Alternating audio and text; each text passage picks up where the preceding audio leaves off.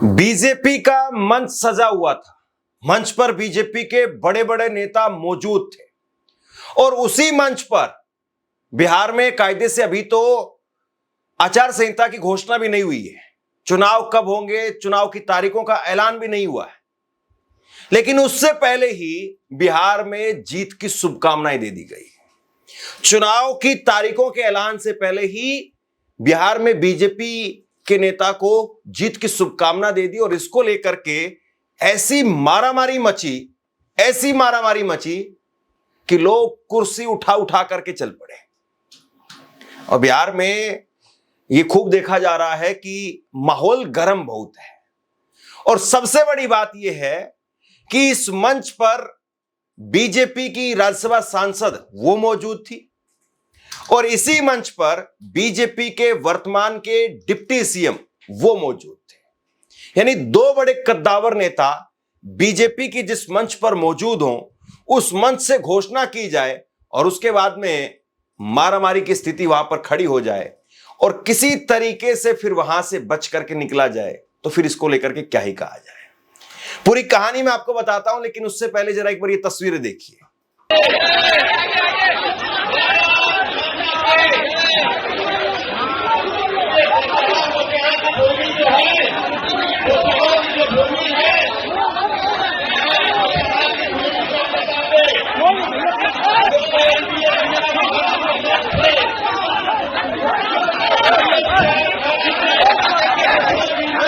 अब जरा ये मामला समझिए। ये मामला बिहार के मुजफ्फरपुर का है और यहां पर बीजेपी की राज्यसभा सांसद धर्मशिला गुप्ता वो मौजूद थी। बोचहा सीट है ये, विधानसभा की सीट, और वहां पर उन्होंने मंच से ही जीत की बधाई दे दी। किसको बधाई दी? बधाई दी उन्होंने बेबी कुमारी जो पहले निर्दलीय विधायक रह चुकी हैं, अब वो टिकट की चाह में है, उनको यहां पर बधाई दे दी। लेकिन यहीं पर एक दूसरी नेता के समर्थक भी मौजूद थे जो कि टिकट चाह रहे हैं। उनका नाम है गीता कुमारी और ये पूर्व विधान पार्षद है। इनके समर्थक यहां पर मौजूद थे।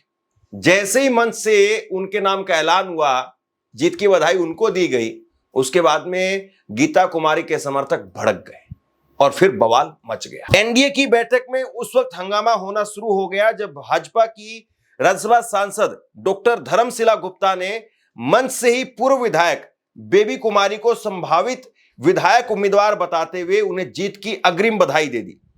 इसके बाद में मंच पर मौजूद पूर्व विधान पार्षद डॉक्टर गीता कुमारी ने आपत्ति जताते हुए हंगामा करना शुरू कर दिया।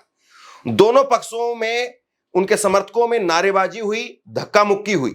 एक अन्य उम्मीदवार भाजपा नेता नंदकिशोर पासवान, विक्रम जयनारायण निषाद और मनिक हरिकेश मुखिया तथा पूर्व विधान परिषद के पति विजय कुमार भी हंगामा करने लगे। बेबी कुमारी के समर्थकों ने भी उनके पक्ष में नारेबाजी शुरू कर दी और इसके बाद में दोनों पक्ष भिड़ गए और उसके बाद में जम करके दोनों के बीच में धक्का मुक्की हुई। कुछ लोगों को चोटें आई।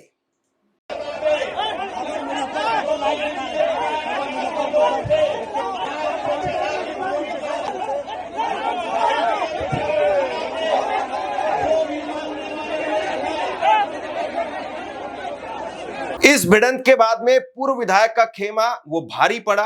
कुछ लोगों ने कुर्सियां उठा ली, पूरे पंडाल में भगदड़ मच गई। सम्मेलन मानो युद्ध का मैदान बन गया हो। मंत्री के अंगरक्षकों तथा स्थानीय पुलिस और पार्टी कार्यकर्ताओं के बीच बचाव से काफी जद्दोजहद के बाद में मामला शांत हो सका। फिर उसके बाद में डिप्टी सीएम ने मोर्चा संभाला, तब जाकर के लोग शांत हुए। हंगामा बढ़ने लगा तो खुद डिप्टी सीएम सह प्रभारी विजय कुमार सिन्हा, उन्होंने मंच की कमान संभाली। उन्होंने कार्यकर्ताओं को शांत कराते हुए कहा कि अभी टिकट की घोषणा नहीं हुई है, यह सिर्फ कार्यकर्ता सम्मेलन है। भावनाओं में आकर के धर्मशिला जी ऐसी गलत बात बोल गई। उसके बाद में डॉक्टर धर्मशिला गुप्ता ने भी खेद प्रकट किया, तब जाकर के मामला शांत हुआ। अब यहां पर एक बात जो समझने वाली है वो ये है कि क्या राहुल गांधी जो बात कह रहे हैं कि मामला चुनाव लड़ने का नहीं है, मामला तो चुनाव से पहले ही जो जीत का सर्टिफिकेट दिया जा रहा है उस बात का है, यानी वोट चोरी किया जा रहा है और बीजेपी उनके समर्थकों को, उनके टिकट चाहने वाले लोगों को या जो चुनाव लड़ रहे हैं या जो चुनाव लड़वाएंगे उनको इतना कॉन्फिडेंस है कि हर हाल में हम चुनाव जीतेंगे। और ये कॉन्फिडेंस कहां से आता है? क्या ये कॉन्फिडेंस काम से आता है? क्या ये कॉन्फिडेंस जनता के आशीर्वाद से आता है या ये कॉन्फिडेंस वोट चोरी से आ रहा है? सवाल फिर ये है कि क्या वाकई राहुल गांधी की बात वो सच है, जो वोट चोरी का आरोप है वो सच है? और आप याद करिए, अभी हाल में राहुल गांधी ने इस बात को भी कहा था कि सरकारों के खिलाफ कहीं ना कहीं एक एंटी इनकम्बेंसी भी होती है।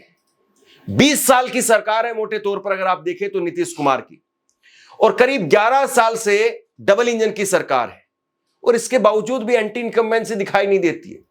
अरविंद केजरीवाल दिल्ली में चुनाव हार गए, इससे पहले 15 साल मुख्यमंत्री रही शीला दीक्षित, वो चुनाव हार गई। अभी ओडिशा में नवीन पटनायक, वो चुनाव हार गए। बहुत सारे नेता होते हैं जो एंटी इनकम्बेंसी के कारण चुनाव हार जाते हैं, लेकिन बीजेपी के नेता, उधर शिवराज सिंह चौहान चुनाव जीत गए, हालांकि बीजेपी ने निकाल करके बाहर कर दिया। तो ये अजीब मामला है कि इतनी भारी, इतनी लंबी सरकार चलाने के बावजूद एंटी इनकम्बेंसी नहीं दिखाई देती है। हमें सस्पेशन था, करोड़ों लोगों को सस्पेशन था कि दाल में क्या कुछ ना कुछ काला है। बीजेपी को एंटी इनकम्बेंसी नहीं लगती थी। ओपिनियन पोल, एग्जिट पोल कुछ कहते थे, रिजल्ट कुछ और आता था। हरियाणा, महाराष्ट्र, मध्य प्रदेश उदाहरण, माहौल बनाया जाता था कि इस कारण जीते। लाडली बहना, पुलवामा, सिंदूर, नैरेटिव क्रिएशन। और फिर इलेक्शन कमीशन कोरियोग्राफ शेड्यूल बनाता था। जब कागज के वोट पड़ते थे, हिंदुस्तान एक दिन में वोट करता था, बट अब इलेक्ट्रॉनिक वोटर मशीन है, महीने लगते हैं। उत्तर प्रदेश के मतलब 5 स्टेजेस हो गए, महाराष्ट्र में 3-4 लगा दो, असम का टाइमिंग चूज करो, हरियाणा का टाइम बदल दो, महाराष्ट्र का टाइम बदल दो। तो इसके कारण हमें सस्पिशन हुआ कि कुछ ना कुछ है। उसके बाद महाराष्ट्र में, और मैंने पब्लिकली कहा, लोकसभा में भाषण दिया, महाराष्ट्र में पता लगा कि 5 महीनों में 5 साल से ज्यादा वोटर लिस्ट में आए। लोकसभा में हमारा गठबंधन जीतता है, विधानसभा में धज्जियां उड़ जाती हैं, पता भी नहीं लगता हमारा गठबंधन कहां गायब हो गया। 1 करोड़ नए वोटर विधानसभा में वोट करते हैं, लोकसभा में नहीं किया, विधानसभा में किया। इलेक्शन कमीशन कहता है 5:30 बजे बहुत भारी वोटिंग हुई। हमारे पोलिंग बूथ के वर्कर्स कहते हैं 5:30 बजे कोई भारी वोटिंग नहीं हुई थी, कोई लाइनें नहीं थी। तो महाराष्ट्र में पहली बार देखने को मिला कि कुछ ना कुछ। इसी तरीके से सबसे बड़ा मामला निकल करके सामने आता है, वो गुजरात का मामला है। गुजरात में भी लंबे वक्त तक, 13 साल तक खुद नरेंद्र मोदी रहे, और उसके बाद में अभी भी पहले आनंदीबेन पटेल, फिर उसके बाद में विजय रूपानी, और अब फिर से जो है वो भूपेंद्र। तो कुल मिलाकर के बीजेपी ही बीजेपी चल रही है। तो क्या 20 साल में, 25 साल में, 30 साल में, 32 साल हो जाएंगे अब गुजरात में? लोगों का टेस्ट नहीं बदलता है, या लोगों की नाराजगी नहीं होती है, या लोगों के मुद्दे नहीं बदलते हैं? एक आदमी, उसका जन्म होकर के वो आदमी खुद जो है वो वृद्ध अवस्था की तरफ जो जाने लगता है, लेकिन बीजेपी की सरकार नहीं जा रही है। ये अपने आप में बहुत बड़ा सवाल हो जाता है। और आप याद करिए, अभी अमित शाह ने कुछ समय पहले जब ऑपरेशन सिंदूर पर वो बात कर रहे थे, तो उन्होंने कहा कि ये अभी आप 20 साल वहीं बैठने वाले हो। हालांकि वो 30-40 साल का भी नाम ले चुके हैं। नरेंद्र मोदी तो 2047 तक का नाम लेते हैं। तो ये जो कॉन्फिडेंस है कि 20 साल वहां रहोगे, 30 साल वहां रहोगे, ये कहां से आता है? मेरी एक बात की आपत्ति है, भारत देश का शपथ लिया हुआ विदेश मंत्री यहां स्टेटमेंट कर रहा है, उस पर भरोसा नहीं है, उनको किसी और देश पर भरोसा है। मैं समझ सकता हूं उनकी पार्टी में विदेश का महत्व क्या है, मगर इसका मतलब ये तो नहीं है पार्टी की सारी चीजें यहां सदन में आकर थोपे। भारत के विदेश मंत्री पर भरोसा नहीं करोगे? ओथ लिया हुआ व्यक्ति यहां पर बोल रहा है, ही इज रिस्पॉन्सिबल। माननीय अध्यक्ष जी, इसीलिए ये वहां बैठे हैं और 20 साल तक वहीं बैठने वाले हैं। और इसके बाद में जब राहुल गांधी इस चीज का जिक्र करते हैं कि अमित शाह वो इतने कॉन्फिडेंस के साथ में कैसे बोलते हैं, जबकि अभी हाल में मैंने आपको वीडियो दिखाई, आपने वीडियो देखी होंगी कि किस तरीके से जो है वो सरवण बीजेपी जेडीयू के विधायक हैं, मंत्री हैं और 30 साल से विधायक हैं, लेकिन उनका ऐसा विरोध हुआ कि उनको 3-3 गाड़ी बदल बदल करके भागना पड़ा। जरा ये तस्वीरें देखिए आप। मंत्री हैं श्रवण कुमार, और श्रवण कुमार उनके खिलाफ ऐसा भयंकर विरोध हुआ कि वो एक गांव में गए थे लोगों से मुलाकात करने के लिए। गांव में एक हादसा हुआ था, उस हादसे में 9 लोग मारे गए थे, लेकिन गांव वाले मुआवजा चाहते थे, गांव वालों को मुआवजा नहीं मिला। इनके साथ में हिलसा के विधायक भी थे। हिलसा के विधायक ने कहा था कि मैं आपको मुआवजा दिलवाऊंगा, लेकिन मुआवजा नहीं मिला। और उसके बाद में जब मंत्री श्रवण कुमार के साथ में विधायक पहुंचे तो गांव वालों को लगा कि शायद ये मुआवजा लेकर के आए हैं, लेकिन जब ये गांव में गए, गांव में बैठ करके इधर उधर बैठे, इधर उधर जो लोग मारे गए थे उनके परिजनों से मिले और उसके बाद में बोले कि अच्छा जी हम चलते हैं। और जब ये कह करके वो चलने लगे तो गांव वालों को लगा कि ये तो खाली हाथ जा रहे हैं, और गांव वाले फिर उनके चारों तरफ घूम गए। फिर उसके बाद में इन्होंने एक गाड़ी ली, लेकिन गांव वाले वहां पर भी, फिर ये 700-800 मीटर तक अपने बॉडीगार्ड्स को लेकर के आगे बढ़े, फिर गांव वाले वहां पर भी पहुंच गए। फिर दूसरी गाड़ी में बैठे, वहां पर भी गांव वाले 20-25 लोग आगे पीछे घूम गए, फिर वहां से इनको निकाला, तीसरी गाड़ी लेकर के भागे गांव से। तो ऐसी तस्वीर निकल करके सामने आई। ऐसी तस्वीर के बावजूद बीजेपी ये कहे कि एंटी इनकम्बेंसी नहीं है, और बीजेपी फिर पिछली बार से भी ज्यादा सीटों के साथ में चुनाव जीत जाए तो फिर क्या ही कहा जाए। हरियाणा में ऐसा ही हुआ, किसान आंदोलन और सब कुछ देखा हमने, और उसके बाद में बीजेपी 2014 में जब मोदी मैजिक, मोदी लहर सब कुछ चल रहा था, उससे ज्यादा सीटों के साथ में हरियाणा में चुनाव जीत गई। ये कैसे संभव हो पाया?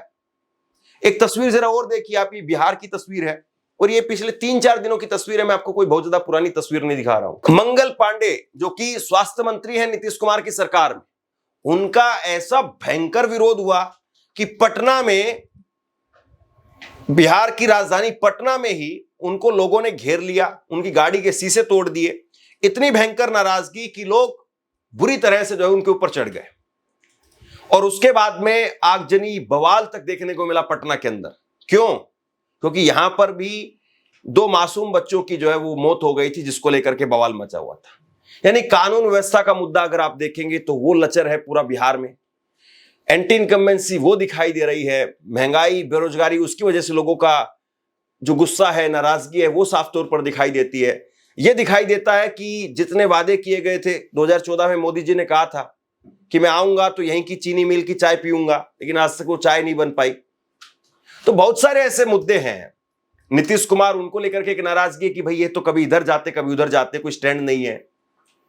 और ऐसे में वोट अधिकार यात्रा जो राहुल गांधी और तेजस्वी निकाल रहे हैं, उसमें जिस तरीके से भीड़ हुजूम दिखाई दे रहा है, और ये पिछले 10-12 दिनों से लगातार दिखाई दे रहा है, तो क्या इससे कोई मैसेज समझ में नहीं आता है?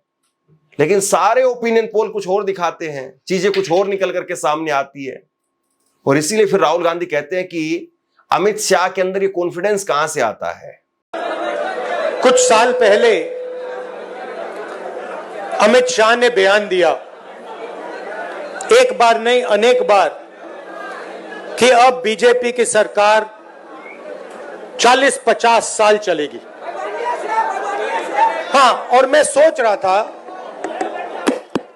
कि यह व्यक्ति कैसे कह सकता है, इसको कैसे मालूम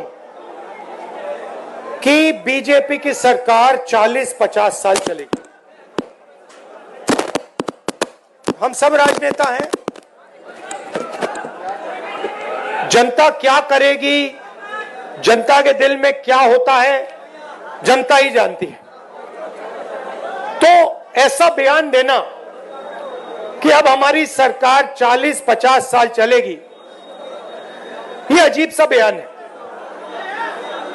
और उस टाइम मैंने सोचा था कि इसको कैसे मालूम कि 40-50 साल के लिए सरकार चलेगी। और अब सच्चाई पूरे देश के सामने आ गई है। वो ये बात इसलिए कह सकते हैं कि वो वोट चोरी करते हैं। और ये चोरी इन्होंने अभी नहीं चालू की, मैं आपको बता रहा हूं, एक दिन ये आएगा बाहर। ये चोरी सालों से हो रही है। ये चोरी गुजरात में पहले शुरू हुई, उसके बाद 2014 में नेशनल लेवल पे आई, उसके बाद चुन चुनकर ये लोग स्टेट जीतते हैं और हरवाते हैं।